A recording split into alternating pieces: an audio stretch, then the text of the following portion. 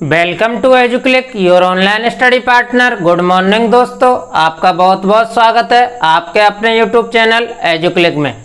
तो देखिए, अपने जो 2 लेसन है हिस्ट्री के वो पूर्ण हो चुके हैं, ठीक है ना। और अपना जो तीसरा लेसन है अंग्रेजी साम्राज्य का प्रतिकार एवं संघर्ष वो शुरू होने वाला है आज की क्लास में। तो पिछले जो 2 लेसन हुए उनमें आपको अच्छी तरह से समझ में आया होगा, ये मैं सोचता हूँ। और आज जो नया लेसन हम शुरू कर रहे हैं अंग्रेजी साम्राज्य का प्रतिकार एवं संघर्ष, शुरुआत उसकी होती है कि 1757 से लेकर के 1857 ईस्वी तक स्वतंत्रता आंदोलन की चेतना, ये उसका पहला टॉपिक बनता है। तो आइए देखते हैं तीसरे लेसन के बारे में। लेसन का नाम है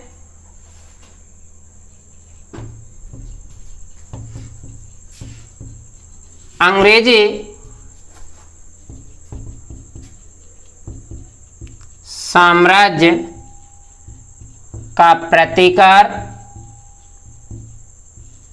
एवं संघर्ष।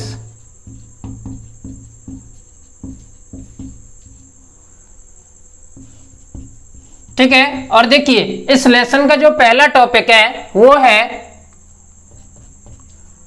1757 ईस्वी से लेकर 1857 ईस्वी तक स्वतंत्रता की चेतना। देखिए 1757 ईस्वी से पहले क्या घटना घटित हुई कि अंग्रेज जो लोग थे उन्होंने क्या किया, विश्व के अन्य देशों में यानी यूरोपीय लोगों ने विश्व के अन्य देशों में अपने उपनिवेश स्थापित किए और उन उपनिवेशों में अत्याचार, शोषण और भ्रष्टाचार के बल पर अपना साम्राज्य स्थापित कर लिया। और वह साम्राज्य इतना बढ़ गया कि जो औपनिवेशिक देश थे वहां के जो लोग थे वो परेशान होने लग गए। तो देखिए 1757 में एक महत्वपूर्ण घटना भारत में घटती है कि अंग्रेज लोग भ्रष्टाचार और अत्याचार से लोगों को परेशान करते हैं। तो देखिए होता क्या है, 23 सितंबर सन 1600 को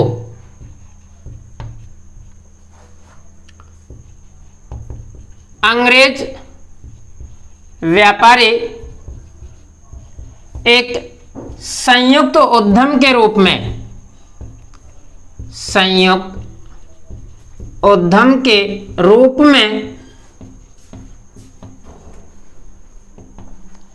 द गवर्नर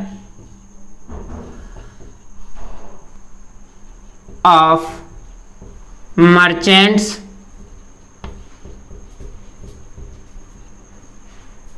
ऑफ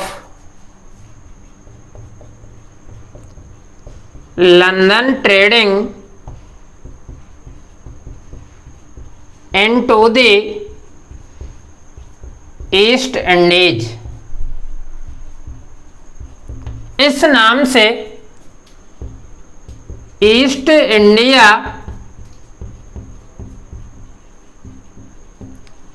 कंपनी की स्थापना करते हैं।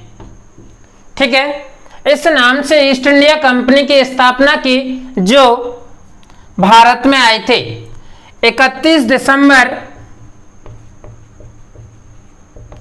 सन 1600 को ब्रिटेन की महारानी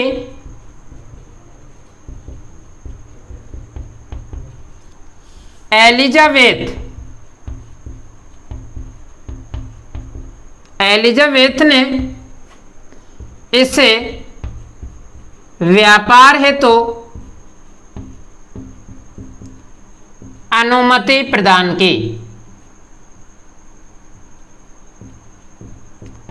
ठीक है, और यह कंपनी भारत आती है और सर्वप्रथम यह ईस्ट इंडिया कंपनी EIC, ठीक है, यह सूरत में 1612 में अपनी स्थायी व्यापारिक कोठी की स्थापना करती है।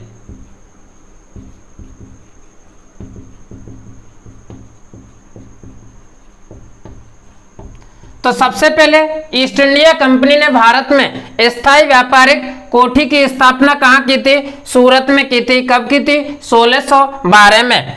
इसके अलावा 1604 में भारत में सेंट जॉर्ज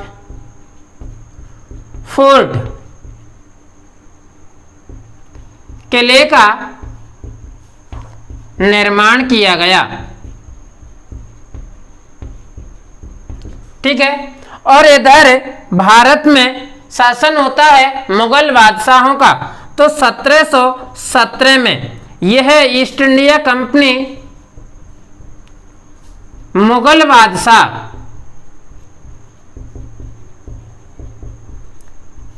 उस समय तत्कालीन जो बादशाह था वो था फर्रुखसियर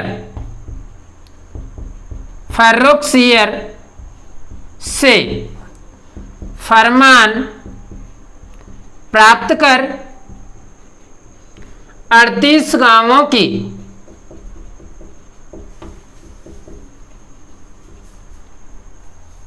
जमींदारी प्राप्त कर लेती है। कौन? East India company. किससे? मुगल बादशाह फर्रुखसियर से 38 गांवों की जमींदारी प्राप्त कर लेती है। और इस जो ईस्ट इंडिया कंपनी होती है, ईस्ट इंडिया कंपनी, इसके द्वारा जो निर्मित माल है, निर्मित माल को चुंगी मुक्त कर दिया जाता है।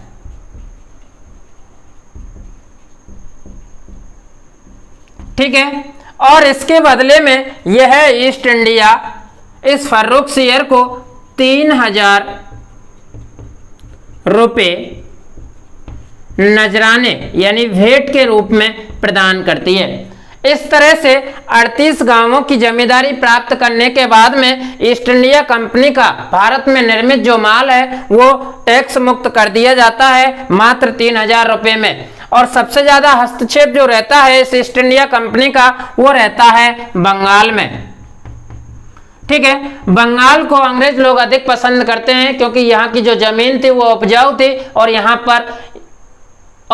पर नील की खेती करना अत्यधिक लाभदायक था। इसलिए तो यहां तक एक बार आप नोट कर लीजिए, दोबारा समझ ले। पहले 1757 ईस्वी से 1857 ईस्वी की स्वतंत्रता की चेतना के बारे में अध्ययन करेंगे इस टॉपिक में हम। इसमें बताया है कि 23 सितंबर सन 1600 को एक अंग्रेज व्यापारिक company the governor of merchants of London trading into the east Indies के नाम से ईस्ट इंडिया कंपनी की स्थापना हुई। ठीक है। यह कंपनी 31 दिसंबर सन 1600 को ब्रिटेन की महारानी एलिजाबेथ से अनुमति प्राप्त करके भारत आती है। और भारत में यह ईस्ट इंडिया कंपनी सबसे पहले 1612 में सूरत में अपनी एक व्यापारिक कोठी की स्थापना करती है। 1604 में इसके द्वारा सेंट जॉर्ज फोर्ट किले का निर्माण किया गया था। 1717 में ईस्ट इंडिया कंपनी ने क्या किया, जो तत्कालीन मुगल बादशाह फर्रुखसियर था उससे फरमान प्राप्त करके और 38 गांवों की जमींदारी प्राप्त कर ली। बदले में कंपनी ने इस फर्रुखसियर को 3000 रुपये नजराने के रूप में भेंट करना स्वीकार किया और उनके माल को चुंगी मुक्त कर दिया। ठीक है। यह सब हस्तक्षेप अंग्रेजी कंपनी द्वारा बंगाल में किया जा रहा था। यहां तक नोट कीजिए। आगे देखिए 1756 में बंगाल के नवाब अली वर्दी खां की मृत्यु हो जाती है। ठीक है। और मृत्यु होने के बाद में इस नवाब अली वर्दी खां की जो छोटी पुत्री है उसका पुत्र नवाब सिराजुद्दौला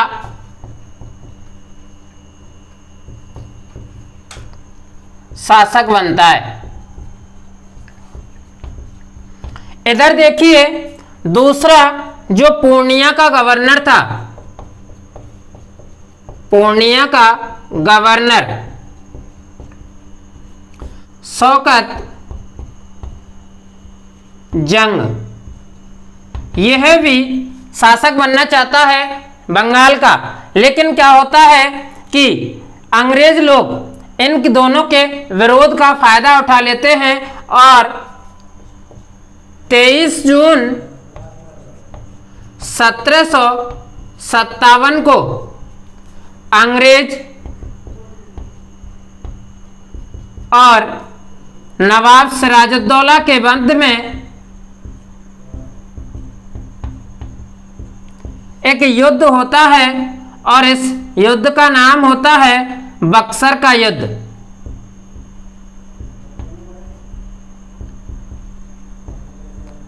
ठीक है, यह है पहली घटना थी भारत में अंग्रेजों की। इस बक्सर के युद्ध में क्या होता है, नवाब सिराजुद्दौला पराजित होता है और अंग्रेजों की जीत होती है। जीत के बाद में ये अंग्रेज क्या करते हैं कि बंगाल का नवाब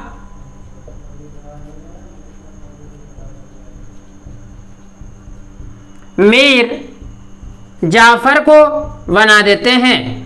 ठीक है, लेकिन अंग्रेज मीर जाफर से एक संधि करते हैं, यह तय करते हैं कि तुम्हें हमारी मर्जी के अनुसार धन की आपूर्ति करनी होगी और यह मीर जाफर धन की आपूर्ति नहीं कर पाता है। इसके बाद में जो शासक बनता है वो होता है बंगाल का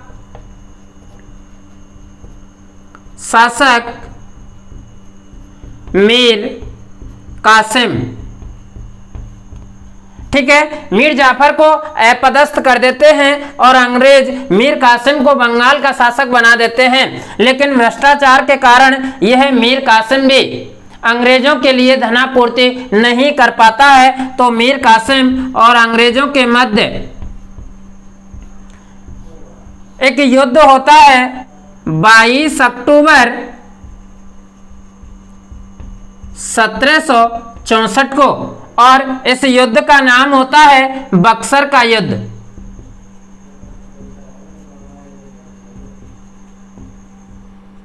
इस युद्ध में अंग्रेजों की जीत होती है तथा मीर कासिम पराजित होता है। इसके बाद में अंग्रेजों का बंगाल में हस्तक्षेप बढ़ जाता है और हस्तक्षेप बढ़ने के बाद में अंग्रेजों को बंगाल के साथ साथ में बिहार, उड़ीसा की दीवानी भी प्राप्त होती है। ठीक है, तो ये एक घटनाक्रम था कि अंग्रेजों ने भारत में किस तरह से अपना साम्राज्य स्थापित किया था। दोबारा से देखिए, 1756 में बंगाल के नवाब अली वर्दी खां की मृत्यु हो जाती है। अली वर्दी खां की मृत्यु के बाद में इसकी छोटी पुत्री का पुत्र नवाब सिराजुद्दौला शासक बनता है। ठीक है, नवाब सिराजुद्दौला अंग्रेजों की मांगों को पूरा नहीं कर पाता है। दूसरी तरफ पूर्णिया का गवर्नर शौकत जंग भी शासक बनने के लिए तैयार रहता है। तो यह जो अंग्रेज लोग होते हैं ये इन दोनों की फूट का फायदा उठा करके और 23 जून को 1757 को अंग्रेज और सिराजुद्दौला के मध्य में युद्ध हो जाता है। यह युद्ध बक्सर के युद्ध के नाम से जाना जाता है। इस युद्ध में सिराजुद्दौला पराजित होता है और अंग्रेज जीत जाते हैं। जीतने के बाद में अंग्रेज मीर जाफर को बंगाल का नवाब घोषित कर देते हैं। लेकिन 1760 में यह मीर जाफर भी इनके लिए धन की आपूर्ति नहीं कर पाता है, तो बंगाल का शासक मीर कासिम को बना देते हैं और कुछ समय बाद यह मीर कासिम भी अंग्रेजों की भ्रष्ट नीति के कारण उन्हें धन की आपूर्ति नहीं कर पाता है। तो मीर कासिम और अंग्रेजों के मध्य में 22 अक्टूबर 1764 को बक्सर का युद्ध होता है और बक्सर के युद्ध में अंग्रेज जीत जाते हैं और मीर कासिम की पराजय होती है। ठीक है, इस जीत के साथ ही अंग्रेजों का बंगाल के साथ साथ बिहार और उड़ीसा में भी हस्तक्षेप बढ़ जाता है। ठीक है, यहाँ तक नोट कीजिए। इससे आगे टॉपिक है अंग्रेजों का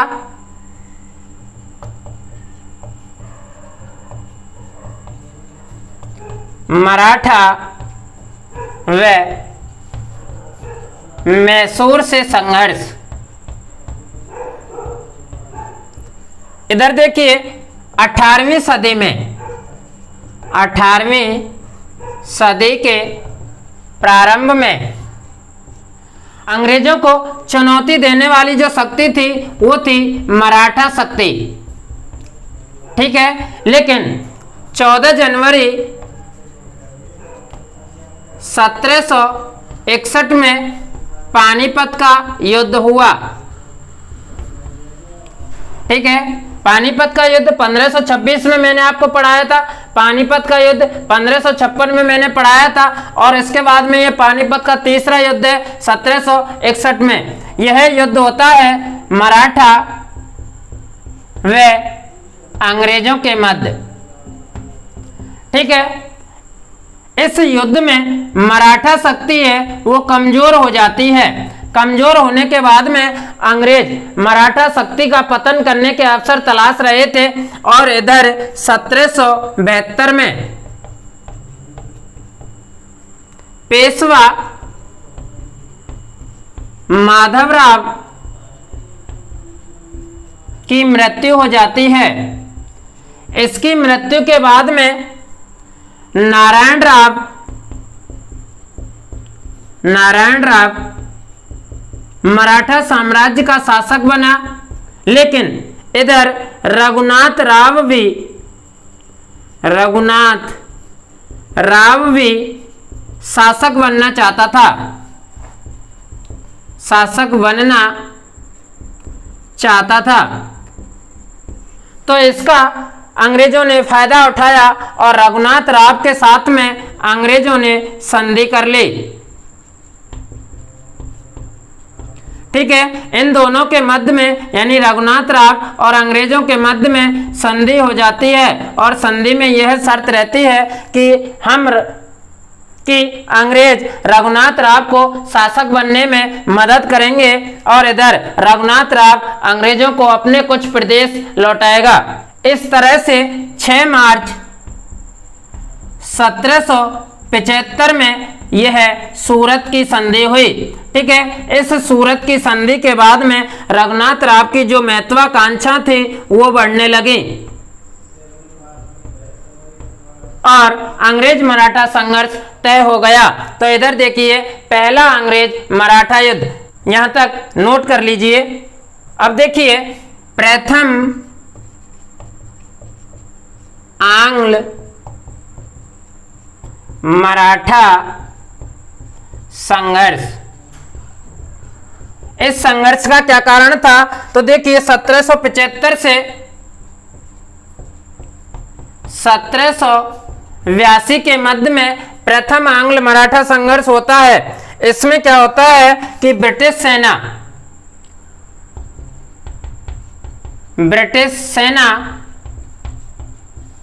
मराठा सेना से पराजित हो जाती है। ठीक है, इसमें ब्रिटिश सेना मराठा सेना से पराजित हो जाती है। तो 29 जनवरी 1799 को 29 जनवरी 1799 को अंग्रेज व मराठा दोनों के बीच में बड़गांव की अपमानजनक संधि होती है। बड़गांव की संधि होती है, और इस संधि में यह शर्त रहती है कि अंग्रेजों द्वारा विजित प्रदेश मराठों को लौटाना और 41,000 रुपये युद्ध हर्जाने के रूप में मराठों को देना। ठीक है, इसके बाद में द्वितीय आंग्ल मराठा संघर्ष होता है।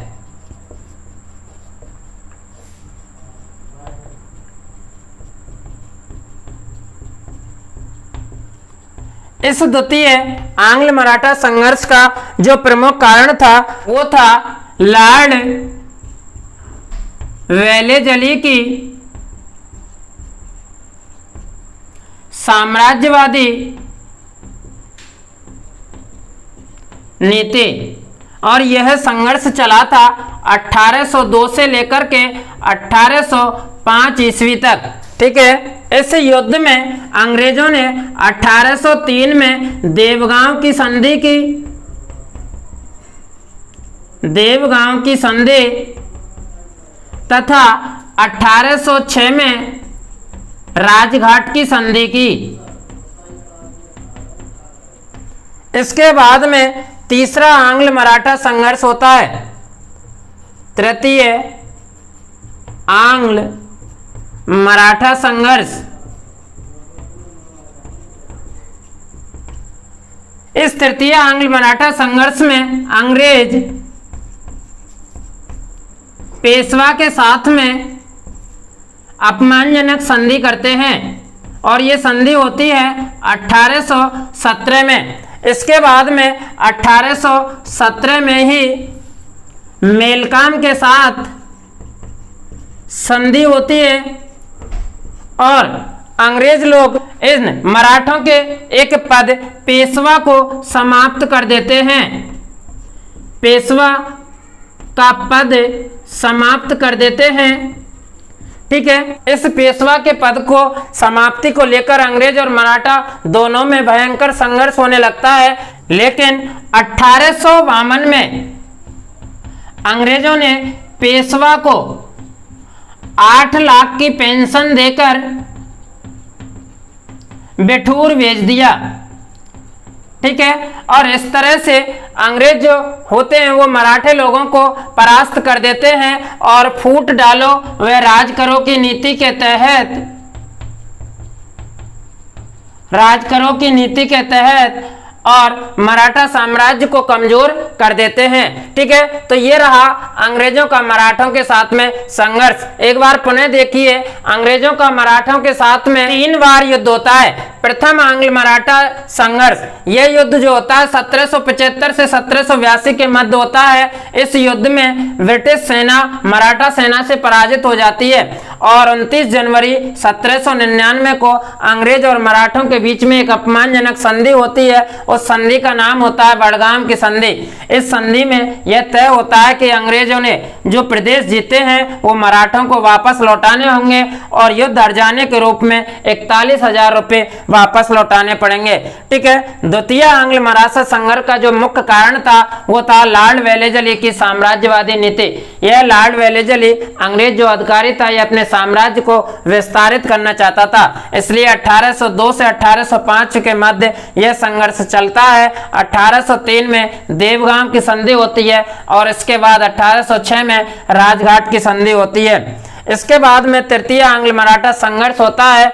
इस संघर्ष में अंग्रेज और पेशवा दोनों के मध्य 1817 में एक संधि होती है और दूसरी संधि 1817 में मेलकाम की संधि के नाम से जानी जाती है। इस तृतीय संघर्ष में अंग्रेज लोग पेशवा के पद को समाप्त कर देते हैं, जिससे वहां के जो मराठा सैनिक और सरदार हैं वो नाराज हो जाते हैं। नाराज होने के बाद में 1852 में अंग्रेज लोग पेशवा के पद को समाप्त कर देते हैं, जिससे वो और अधिक नाराज हो जाते हैं और पेशवा को 8 लाख की पेंशन देकर बेठूर भेज देते हैं, जहां 1852 में पेशवा की मृत्यु हो जाती है। इस तरह से अंग्रेजों ने फूट डालो व राज करो की नीति से मराठा जो शक्ति थी उसको कमजोर कर दिया और दक्षिण भारत पर अपना साम्राज्य स्थापित कर लिया। यहाँ तक नोट कीजिए, कल की क्लास में पढ़ेंगे मैसूर संघर्ष के बारे में। ठीक है, तो इस वीडियो को ज्यादा से ज्यादा लाइक और शेयर करें, चैनल को सब्सक्राइब करें। धन्यवाद।